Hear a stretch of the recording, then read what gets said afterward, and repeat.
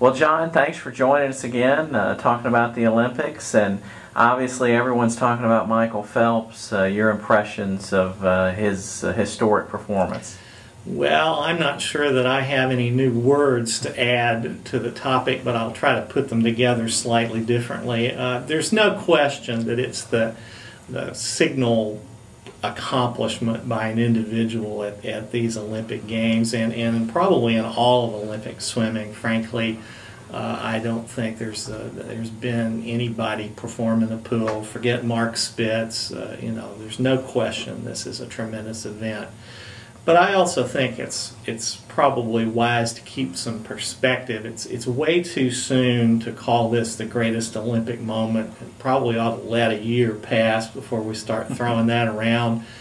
At ESPN.com, they've had a poll where they asked, "Is this the greatest athletic accomplishment ever?" And they threw a whole laundry list of things together. Joe DiMaggio's 56-game streak, and Wilt Chamberlain's 100-point game, and even Lance Armstrong's 7 Tour de France titles, and Sir Edmund Hillary and Tenzing Norgay ascending to the summit of Mount Everest.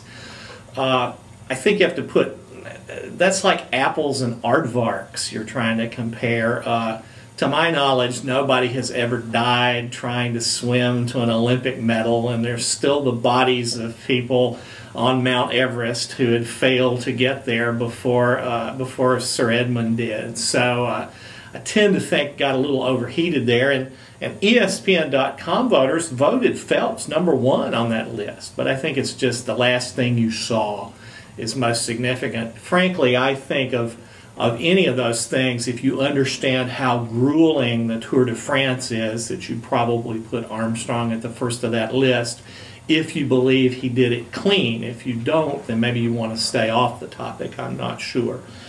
I'm not even sure this is the greatest swimming feat ever per se, though. You think about the guys that swam ashore at Normandy with the Germans firing on them, and I think that's probably a better swimming event. There are probably some records set there, if I have to guess, as people tried to get ashore under fire. Seriously, though, to take nothing away from what he did, it's a fantastic years in the making event. He did an amazing job to win 6 gold medals in 2004, to come back and win all 8, and then to start talking about 2012. This is at the intersection of training and some great physical gifts and some tremendous physical discipline. At least one of those races, the touch, came down to just super fundamentals. And the most amazing race may be where he swam the last 100 meters blind, basically, because his goggles malfunctioned. Still, as Olympic moments go, those were all good races. A little anticlimactic at the end because he wasn't in the pool for the final race for the 8th medal. So it was sort of odd the way that played out.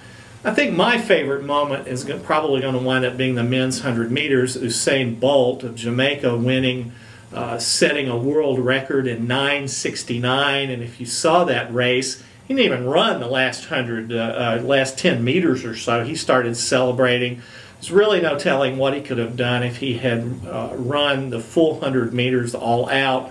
He says, and I think this is a typically or an interestingly Jamaican way of looking at it, there'll be other days, there'll be other records, other races, I'll get it next time. And interesting to think that the 100 meters, not even his best event. He really emerged as a 200-meter runner, and I read some quotes after the 100-meter race where people said, once he learns how to run a 100-meter race, there's no telling where the record might go. So that was fun, and I think that was another fun 2008 moment.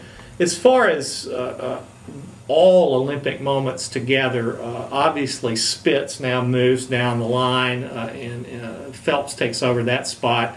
Nadia Comaneci's 10 in the gymnastics is still in the mix.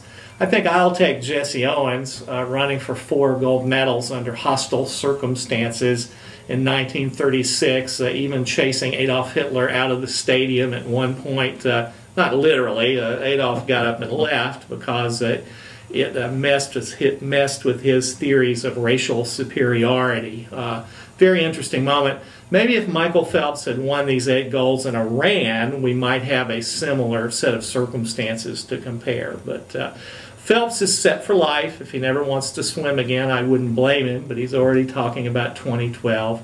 He'll probably make maybe $30 million in endorsements. So I hope that he invests well and has a good life. But I'm going to warn him, if he thinks he cannot swim and still eat 12,000 calories a day, that doesn't work like that. I got to warn him. I've tried the 12,000 calorie diet and it really doesn't work. So I think that's pretty much wraps Mr. Phelps up in a bow for me, and we'll look ahead to the remaining days of the Olympics, and hopefully NBC won't be too sad that swimming is over, and we'll do right by track and field and the remaining events that are on the schedule.